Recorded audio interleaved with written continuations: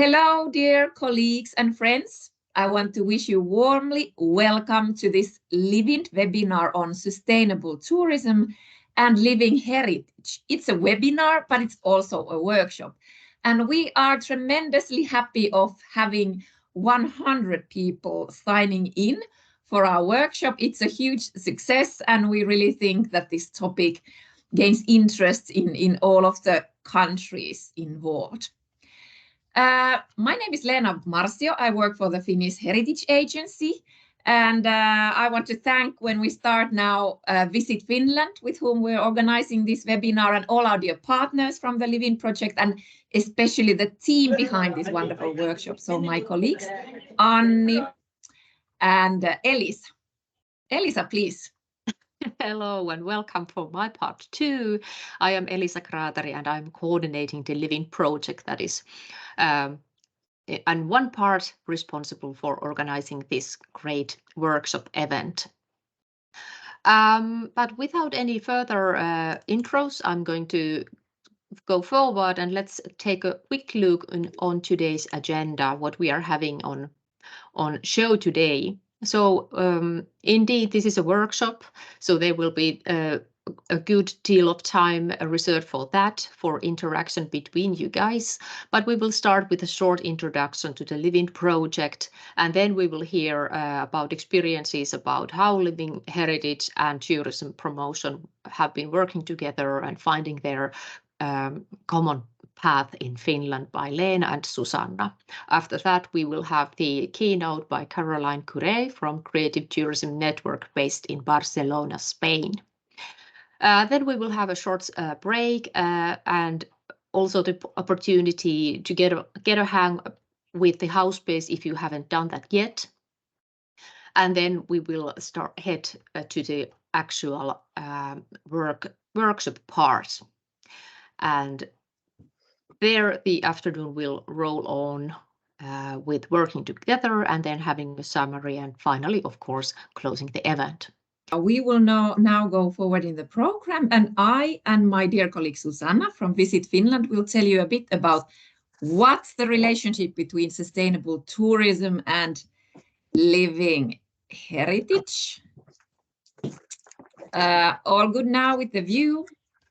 Yes. And in this slide, or in this presentation, we're going to tell you a bit more about what is living heritage or intangible cultural heritage. For some of you, you might be really familiar with the term, but with some of you, it might be a new one. I will also tell you a bit about the UNESCO 2003 convention that is related to living heritage.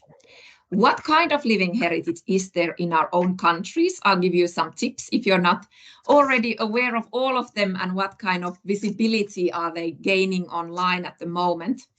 And then Susanna will tell you more about the viewpoints of tourism to living heritage.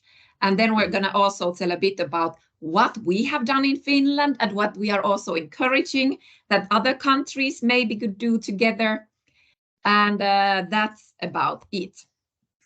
So firstly, living heritage, and we use the concept meaning also intangible cultural heritage, and also sometimes use the acronym ICH. It's about the practices, representation, expressions, knowledge, and skills. So something that is inside of us, which is between us, which is transmitted from one generation to another, and often people recognize it as part of their cultural heritage. Safeguarding is a key term in this work. It's about ensuring the viability of living heritage. So we want to make sure, or do our best, that clinker boats can be still built in 100 or 200 years, or certain crafts can be made, or certain food traditions, they go on and they stay alive. Communities are in the heart of this work, and also that's why we want to stress the role of the people practicing these heritages. So they practice or transmit this certain kind of ICH, and also consider it to be part of their cultural heritage. So those people who create, recreate, maintain, and transmit this ICH. So these definitions come from the UNESCO Convention for the Safeguarding of the Intangible Cultural Heritage. So what is it then in practice? So there I have taken some of the domains. The ones in bold, they come directly from the UNESCO Convention. So, and in the pictures you see some Finnish or living heritage in Finland. So festivities, performing arts, oral tradition, crafts, know-how on nature and even the universe, but also food traditions, games and playing, and so on.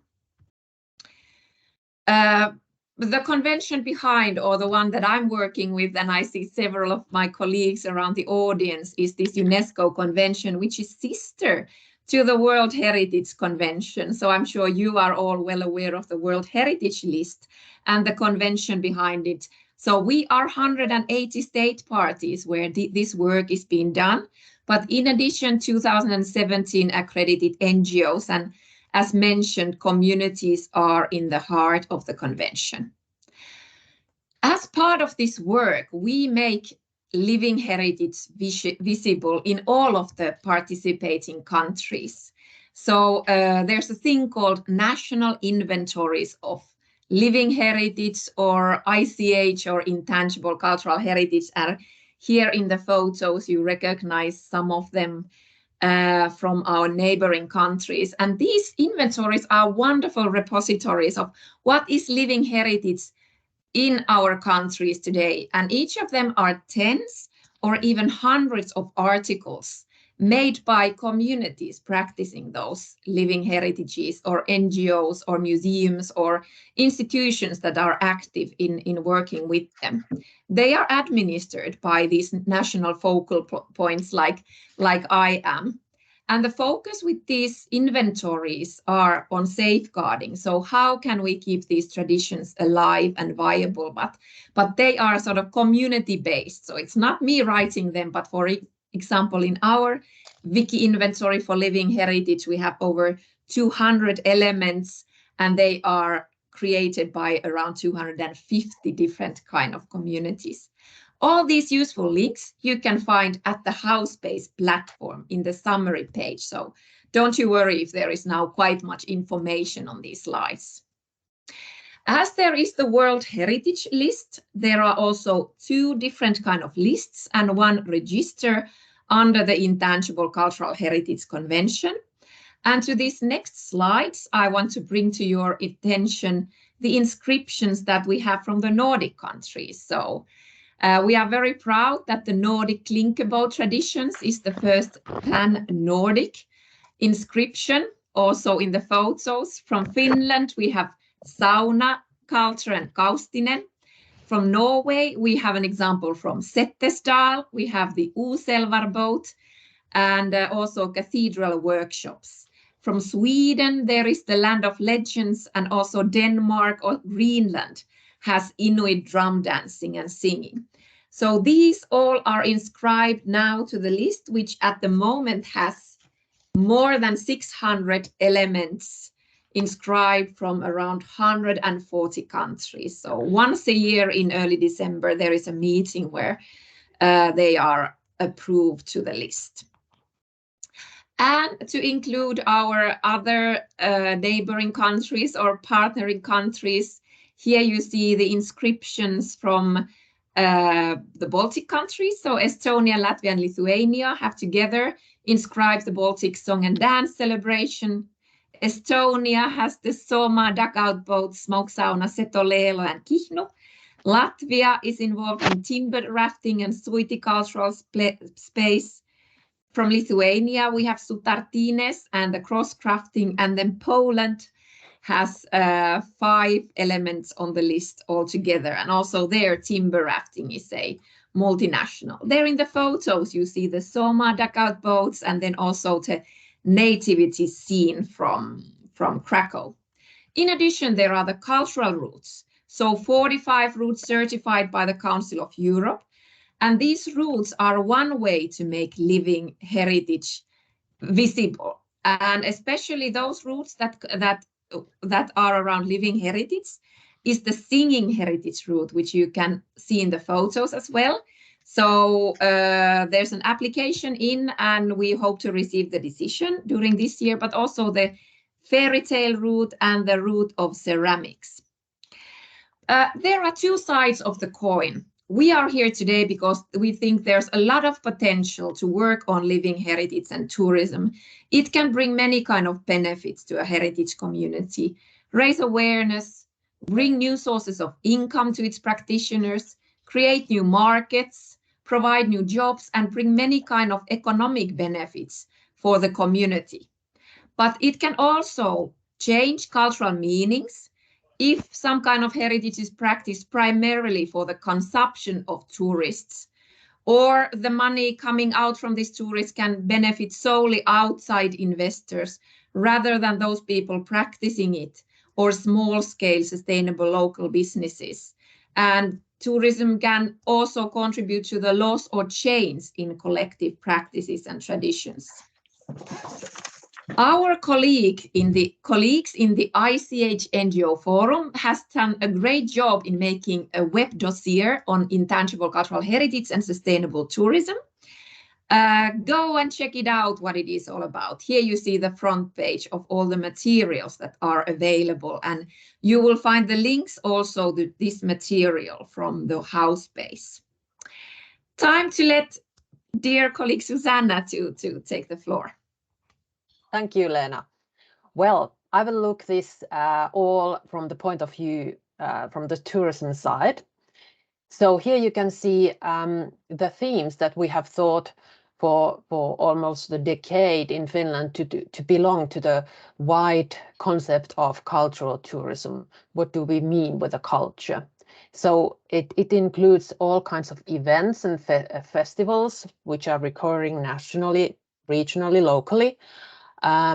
All the wide variety of different kind of arts, music and visual art, dance, architecture, design, performing arts, literature, media art, and photography. And as you see, there are already many connections with the living heritage in the arts. But then, of course, cultural heritage with a tangible side, museums, exhibitions, sites, handicrafts. We have churches, castles, fortresses, and UNESCO heritage sites. But then we have this living heritage belonging to the UNESCO and also connecting with handicrafts and history, for instance. But then, in my opinion, the live like a local trend or concept that we use a lot in tourism is almost, you could say, a synonym with a living heritage. So in the local life, there is all the ways that people act and think, and they habits and traditions, food, of course, everyday life, and also the yearly festivities we have, stories and fairy tales, different kind of phenomena like equality, for instance, local people, very important, life in countryside or in cities, all the know-how and technology and education. So as you see, we have a lot of in common with tourism and living heritage. You can change the slide, please. But this is a slide I often show when talking the relationships between tourism and culture. So why should we cooperate, and what values can we give to each other? So if we think what tourism has to offer to culture, so a lot of possibilities to additional income, as Leena already mentioned earlier.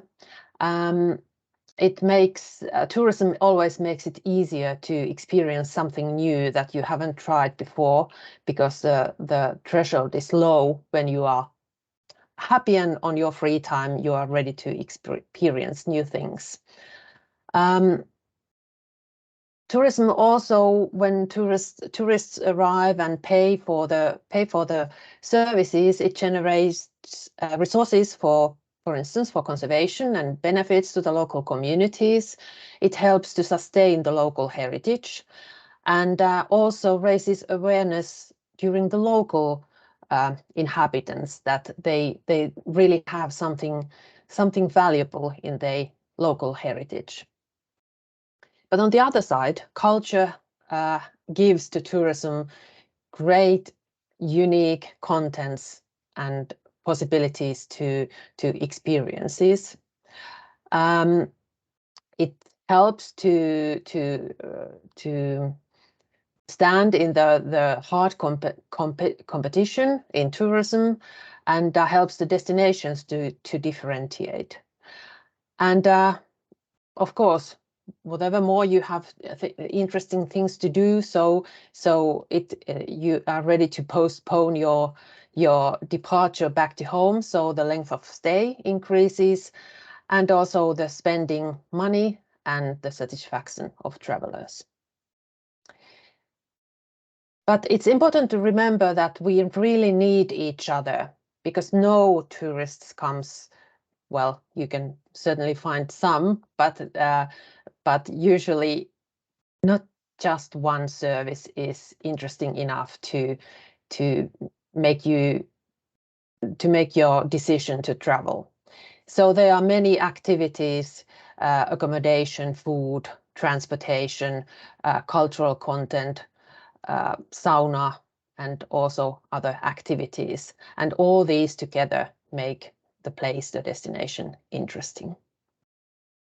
The next, please. So everything is on cooperation.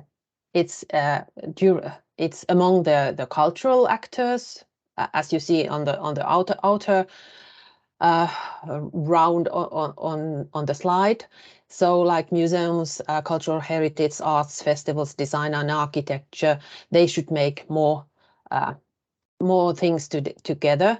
And then, of course, with the tourism actors too. So the point is to find and meet each other, exactly why we are here today in this webinar, get to know each other, plan together, work together, and finally find those win-win places where we can benefit both and do excellent things together. Next one, please. And this living heritage is in tourism. It responds to the needs of the tourists very well, because uniqueness is the core of an experience. You really love to have those experiences that belong to the destination and to the place where you are. People and tourists want to participate nowadays, not just be passive followers. And the need of authenticity, like the uniqueness, is very important.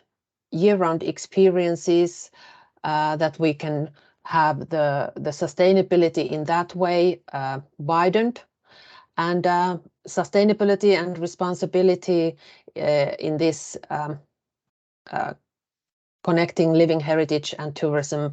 It means that extra income to the local communities, employment opportunities, respecting the local culture and traditions, and growing the competence for local communities and travel employees also.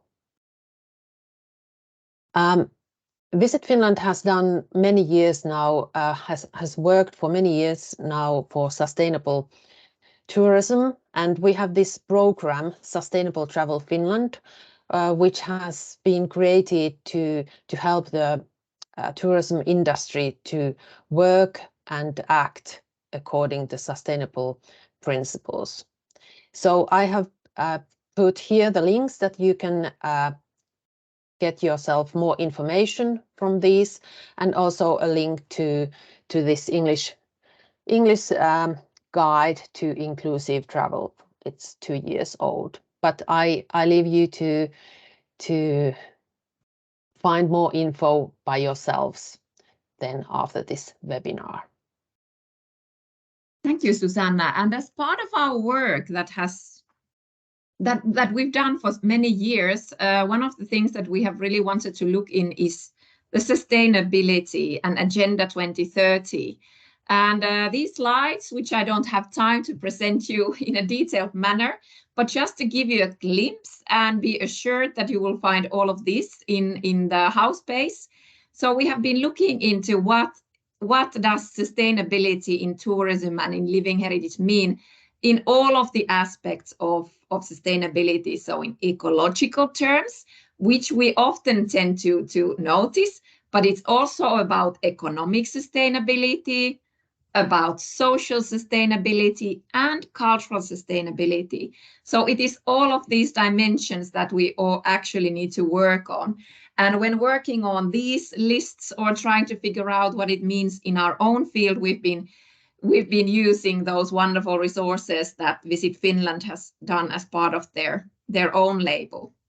Finally, before closing our presentation, word of encouragement, let's do this together. So what we have done here in Finland, it's that our agency and Visit Finland, we've been cooperating since 2015, which is quite many years now. Yes.